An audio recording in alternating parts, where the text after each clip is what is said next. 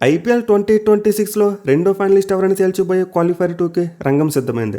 ఈ రోజైతే ములాన్పూర్ వేదికగా Gujarat Titans team Rajasthan Royals టీంతో తలపడబోతున్నారు. సో ఈ మ్యాచ్లో గెలిచిన టీం అయితే ఫైనల్కి వెళ్తారు, ఆర్సీబీ టీంతో తలపడతారు. వేరేస్ ఓడిపోయిన టీం వేరే ఆప్షన్ లేదు, ఇంటికి వెళ్ళిపోవడమే. అయితే అసలు ఈ రోజు మ్యాచ్లో ఏ టీంకి గెలిచే అవకాశం ఎక్కువగా ఉంది? మెయిన్లీ గుజరాత్ బౌలర్స్ వైభవ్ సూర్యవంశీని ఆపగలరా?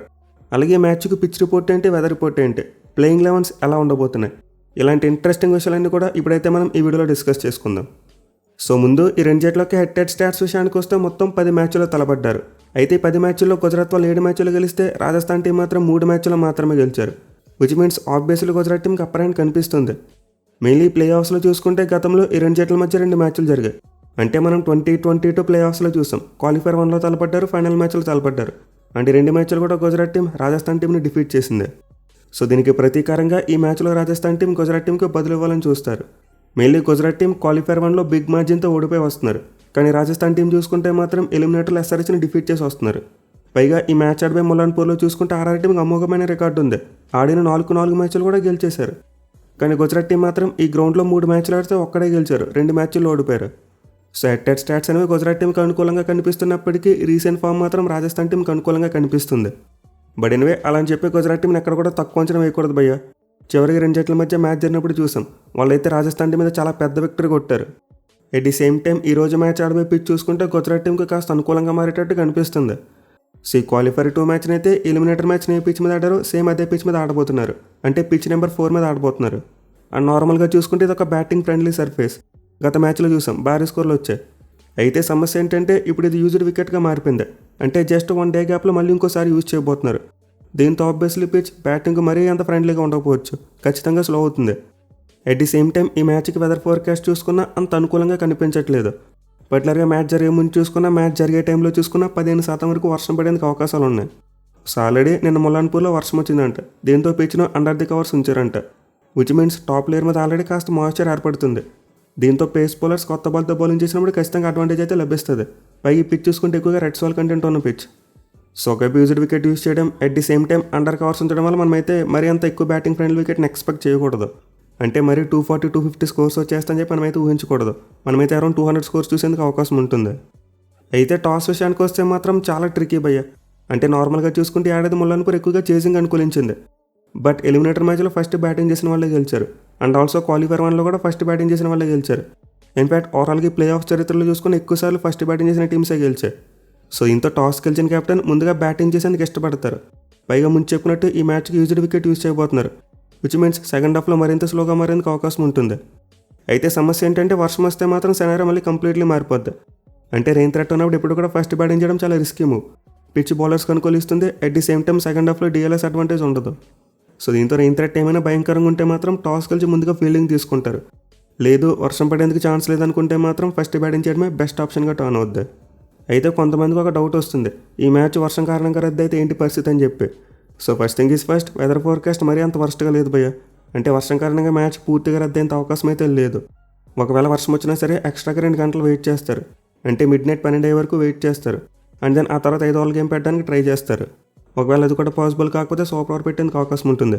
ఈవెన్ అది కూడా పాసిబుల్ కాకపోతే వాడు పాయింట్స్ టేబుల్ ప్లేలోకి వస్తుంది. అంటే లీగ్ స్టేజ్లో జీటీ వాళ్ళు పైన ఫినిష్ చేశారు కాబట్టి వాళ్ళు ఫైనల్కి వెళ్తారు. ఆర్ఆర్ టీం ఆటోమేటిక్గా ఎలిమినేట్ అయిపోతుంది. అయితే నాకు తెలిసి ఇక్కడ వరకు రాకపోవచ్చు, మనమైతే డెఫినెట్లీ ఫుల్ మ్యాచ్ చూసేందుకు అవకాశం ఉంటుంది. ఇక టీమ్స్ విషయానికి వస్తే గుజరాత్ టీం క్వాలిఫైర్ 1లో స్టన్ అయిపోవడం చూసాం. మరి ముఖ్యంగా వాళ్ళ బౌలింగ్ కంప్లీట్లీ తేలిపోయింది. ఎట్ ది సేమ్ టైం వాళ్ళ ఫీల్డింగ్ చూసుకున్న మరోసారి లోపాలు కనిపించాయి. సో గుజరాత్ టీం ఈ మ్యాచ్లో గెలవాలంటే 2 బాగా ఫిక్స్ చేసుకోవాలి. పర్టికులర్గా వాళ్ళ ఫీల్డింగ్. ఎప్పుడైతే వాళ్ళు ఫీల్డింగ్ బాగా చేసి క్యాచ్లు మంచిగా పట్టుకుంటారో ఆటోమేటిక్గా మ్యాచ్ గెలిచేస్తారు. బట్ వాళ్ళు క్యాచ్లు డ్రాప్ చేసిన ప్రతిసారి కూడా భారీ స్కోర్ సమర్పించుకోవడం చూస్తున్నాం. సో ఇంత గుజరాత్ టీం వాళ్ళ క్యాచింగ్ మీద ఎక్కువ ఫోకస్ పెట్టాలి. ఎట్ ది సేమ్ టైం బౌలింగ్లో చూసుకున్న గత మ్యాచ్లో కాస్త వైవైడ్ లైన్ అండ్ లెంత్ వేశారు.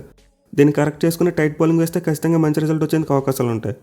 సో ప్రస్తుతానికైతే బౌలింగ్ పరంగా గుజరాత్ టీంకి మరీ అంత అలారం బెల్స్ ఏమీలో. అంటే వాళ్ళ దగ్గర ఉన్న ప్లేయర్స్కి ఎక్స్పీరియన్స్ ఉంది, అలాగే ఫామ్లో కూడా ఉన్నారు. కేవలం వాళ్ళకి ఫీల్డింగ్ సపోర్ట్ చేస్తే సరిపోద్ది, ఈజీగా మ్యాచ్ని గెలిపించగలరు. అయితే బ్యాటింగ్ విషయానికి వస్తే మాత్రం గుజరాత్ టీంకి ఖచ్చితంగా సమస్య ఉంది భయ్య. మరీ ముఖ్యంగా వాళ్ళ గేమ్ అప్రోచ్ అంత అగ్రెసివ్గా కనిపించట్లేదు, పర్టికులర్గా పవర్ ప్లేలో. ఈ ఏడాది ఆల్మోస్ట్ ప్రతి టీం కూడా పవర్ ప్లేలో చాలా మంచిగా స్కోర్ చేశారు. అంటే యావరేజ్గా 10 రన్ రేట్తో బ్యాటింగ్ చేశారు. బట్ గుజరాత్ టీం మాత్రం పవర్ ప్లేలో తక్కువ వికెట్లు కోల్పోయినా సరే వాళ్ళ రన్ రేట్ మాత్రం బిలో 10 ఉంది. సింపాట్ పేరు వచ్చిన ఏరాలో కూడా గుజరాత్ బ్యాట్స్మెన్ అయితే సేఫ్ గేమ్ని ప్రిఫర్ చేస్తున్నారు. మరీ ముఖ్యంగా ఓపెనర్స్ ఇద్దరు చాలా సేఫ్గా ఆడుతున్నారు. దీనివల్ల గుజరాత్ టీం ఆ 220+ స్కోర్స్ ఎక్కువ కొట్టలేకపోతున్నారు. అట్ ది సేమ్ టైం చేసి కూడా చేయలేకపోతున్నారు. అయితే దీనికి ఆబ్వియస్ రీజన్ వాళ్ళ మిడిల్ ఆర్డర్ స్ట్రాంగ్గా లేదు. అంటే టాప్ ఆర్డర్ తొందరగా కొట్టిపోతే వాళ్ళు మ్యాచ్ ఓడిపోతారు అనే పరిస్థితి వచ్చేసింది. దీంతో ఇంకా గుజరాత్ టీం యొక్క బ్యాటింగ్ భారం మొత్తం టాప్ ఆర్డర్ మీద పడిపోతుంది. సో మరోసారి తప్పదు, ఇంకా గుజరాత్ టీం ఆశలన్నీ టాప్ ఆర్డర్ మీద ఉంటాయి. అయితే లాస్ట్ మ్యాచ్లో తెవైతే ఒక మంచి నాక్ కొట్టాడు కాబట్టి కాస్త కాన్ఫిడెన్స్ పెరుగుద్ది. అట్ ది సేమ్ టైం ఈ మ్యాచ్లో గుజరాత్ టీం ఒక ఎక్స్ట్రా ఆల్రౌండర్ ఆడించుకునేందుకు ఛాన్సెస్ ఉంటాయి. అంటే గత మ్యాచ్లో అర్షద్ ఖాన్ ప్లేస్లో కుల్వంత్ ఆడించారు. ఇది వర్కౌట్ అవ్వలేదు, ఎక్కువ రన్స్ ఇచ్చేశాడు. దీంతో ఈ మ్యాచ్లో గుజరాత్ టీం మానవ్ సుతార్ లాంటి ఆల్రౌండర్ని తీసుకొచ్చేందుకు అవకాశం ఉంటుంది. ఎందుకంటే పిచ్ యూజర్ పిచ్ కాబట్టి స్పిన్నర్స్కు ఎంతో కొంత అసిస్టెన్స్ దొరుకుద్ది. At the same time overcast conditions ఉన్నప్పుడు డ్యూ కూడా ఎక్కువ పడదు. సో దీంతో ఈ మ్యాచ్లో గుజరాత్ టీం రషీద్ ఖాన్కి తోడు మరి ఎక్స్ట్రా స్పిన్నర్ ఆడించుకునేందుకు అవకాశాలు ఉంటాయి. అదర్ దాన్ దిస్ మిగతా కాంబినేషన్ అంతా సేమ్ ఉంటుంది, ఎలాంటి మార్పులు చేయరు. ఇక రాజస్థాన్ టీం విషయానికి వస్తే వీళ్ళది కూడా సిమిలర్ కైండ్ ఆఫ్ సిచ్యువేషన్ భయ్య. అంటే బ్యాటింగ్లో చూసుకుంటే టాప్ ఆర్డర్ మీద ఎక్కువగా డిపెండ్ అయ్యే టీం. మెయిన్లీ వైభవ్ సూర్యవంశీ మీద భయంకరంగా డిపెండ్ అవుతున్నారు. సో రాజస్థాన్ టీం పరిస్థితి ఏంటంటే సూర్యవంశీ కొడితే మ్యాచ్ గెలుస్తారు, అదర్వైజ్ మ్యాచ్ ఓడిపోతారు అన్నట్టు తయారైంది. అది కూడా చాలా సందర్భాల్లో సూర్యవంశీ ఇచ్చిన మంచి స్టార్ట్స్ని కూడా యూటిలైజ్ చేసుకోలేకపోతున్నారు. అంటే సూర్యవంశీ కొట్టినా సరే మిగతా బ్యాట్స్మెన్ ఫెయిల్ అయిపోతున్నారు. సో ఆర్ఆర్ టీంకి అయితే ఖచ్చితంగా బ్యాటింగ్లో సమస్యలు కనిపిస్తున్నాయి. జైస్వాల్ అంత మంచి నిక్లో లేడు. అండ్ పరాగ్ చూసుకున్నా, ఫెరీరా చూసుకున్నా వీళ్ళు కూడా అంత మంచి టచ్లో కనిపించట్లేదు. కేవలం సూర్యవంశీతో జూరోలో ఒక్కడే కన్సిస్టెంట్గా రన్స్ కొడుతున్నాడు. అలాగే డౌన్ ఆర్డర్ చూసుకున్న ఫైర్ వర్క్స్ అయితే కనిపించట్లేదు. మెయిన్ ఎస్ఆర్హెచ్ టీంకి ఎగనెస్ట్గా డెత్ ఓవర్స్లో చూసాం, చాలా పూర్ బ్యాటింగ్ చేశారు. సో గుజరాత్ టీంలోనే ఆర్ఆర్ టీం కూడా ఎక్కువగా టాప్ ఆర్డర్ మీద డిపెండ్ అయ్యే టీం. వేరేస్ బౌలింగ్లో చూసుకుంటే మాత్రం లాస్ట్ మ్యాచ్లో మంచిగానే కలెక్ట్ ఎఫర్ట్ పెట్టారు. మరి ముఖ్యంగా జాఫర్ ఆర్చర్ పవర్ ప్లేలో అద్భుతమైన బౌలింగ్ చేశాడు. అండ్ అతనికి సపోర్ట్గా బర్గర్ కూడా మంచి ఓవర్ వేయడం చూసాం ఒకటి. ఇక తర్వాత జడేజా, యశ్రాజ్ పుంజ్ అండ్ బ్రిజేష్ శర్మ వీళ్ళు కూడా మంచి బౌలింగ్ చేశారు. సో ఇలా జాఫర్ ఆర్చర్ సపోర్ట్గా మిగతా బౌలర్స్ మంచిగా వేస్తే ఆర్ఆర్ టీంకి చాలా మంచి ఫలితం వస్తుంది. బట్ ఆర్చర్ ఒక్కడి మీద డిపెండ్ అవుతామంటే మాత్రం మళ్ళీ బ్యాక్ ఫైర్ అయిపోతుంది. సో ప్రస్తుతానికైతే రాజస్థాన్ బౌలింగ్ పర్వాలేదు, సూర్యవంశీ బ్యాటింగ్ ఎంతో కొంత కాంప్లిమెంట్ చేస్తున్నారు. బట్ వాళ్ళకి మిగతా మెయిన్ బ్యాట్స్మెన్ సూర్యవంశీని కాంప్లిమెంట్ చేయలేకపోతున్నారు. దీంతో దాని మీద ఎక్కువ ఫోకస్ పెట్టాలి. ఇక టీంలో మార్పుల విషయానికి వస్తే మోస్ట్ లైక్లీ ఎలాంటి మార్పులు చేయకపోవచ్చు. ఒకవేళ ఏదైనా చేయించాలనుకుంటే ఎక్స్ట్రా బ్యాట్స్మెన్ తీసుకొస్తారు. అండ్ టెంపర్డ్ ప్లేయర్ లిస్ట్లో శుభామ్ దుబే అండ్ సుశాంత్ మిశ్రా ఇద్దరిని పెట్టుకుంటారు. అంటే అవసరం తగ్గట్టు బ్యాట్స్మెన్ కావాలనుకుంటే దూబేని తెచ్చుకుంటారు, ఆర్ఎల్స్ మిశ్రాని తీసుకొచ్చే అవకాశాలు ఉంటాయి. సో మోస్ట్లీ మ్యాచ్ కోసం రాజస్థాన్ టీం యొక్క ప్లేయింగ్ లెవెల్లో ఎటువంటి మార్పులు జరగకపోవడానికి ఎక్కువ అవకాశాలు ఉన్నాయి. ఇక ప్లేయర్ బ్యాటిల్స్ విషయానికి వస్తే ఆబ్వియస్లీ పవర్ ప్లేస్ చాలా ఇంపార్టెంట్. మరి ముఖ్యంగా వైభవ్ సూర్యవంశీని అవుట్ చేయగలిగే బౌలర్ ఎవరు? సో వైభవ్ అయితే పవర్ ప్లేలో బౌలర్స్ మీద దండయాత్ర చేస్తున్నాడు.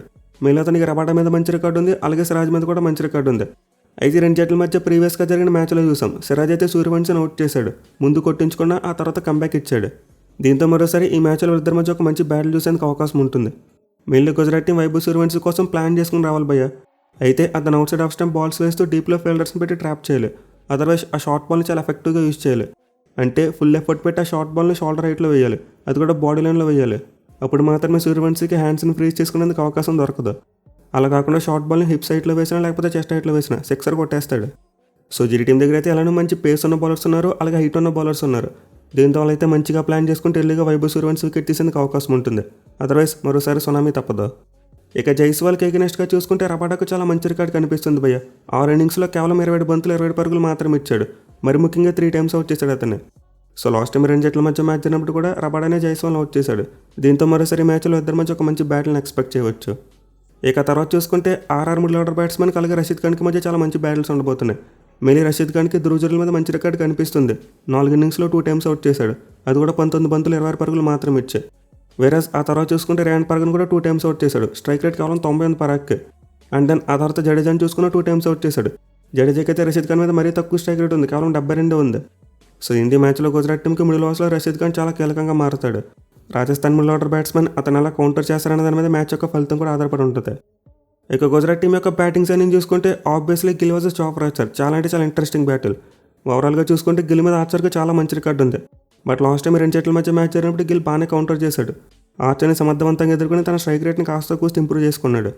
బట్ స్టిల్ ఓవరాల్గా చూసుకుంటే మాత్రం ఆర్చర్ గిల్ని 3 టైమ్స్ అవుట్ చేశాడు, అది కూడా 30 బంతులు కేవలం 36 పరుగులు మాత్రం ఇచ్చాయి. దీంతో ఈ మ్యాచ్లో గిల్ ఆర్చర్ని ఎలా కౌంటర్ చేస్తాడో చూడాలి. ఇక తర్వాత సాయి సుదర్శన్కి చూసుకుంటే పేస్ బౌలర్స్ అందరి మీద కూడా మంచి రికార్డు కనిపిస్తుంది. అంటే ఆర్చర్ బౌలింగ్లో అవుట్ అవ్వలేదు, ఆండ్రే పార్కర్ బౌలింగ్లో అవుట్ కాలేదు, అలాగే బ్రిజేష్ శర్మ మీద కూడా చాలా మంచి రికార్డు ఉంది.